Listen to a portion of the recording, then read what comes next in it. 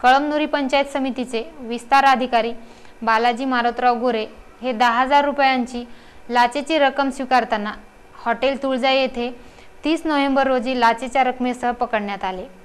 ही कार्यवाही लाचलुचपत प्रतिबंधक विभागाचे पोलीस अधीक्षक रवींद्र थोरात यांच्या मार्गदर्शनाखाली पोलीस निरीक्षक नितीन देशमुख, जितेंद्र पाटील यांच्या पथकाने केली।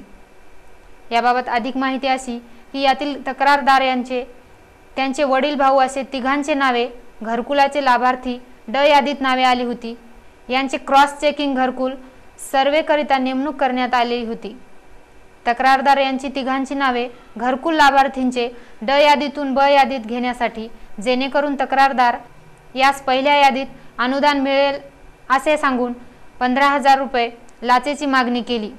तडजोडी अंती 10,000 घेण्याचे मान्य करून आखाडा बाळापूर येथील हॉटेल तुळजाईमध्ये तक्रारदार यांना बोलवून 10,000 रुपये लाचेची रक्कम स्वीकारताना लाचलुचपत प्रतिबंधक विभागाच्या पथकाने ही कार्यवाही 30 नोव्हेंबर रोजी केली आहे।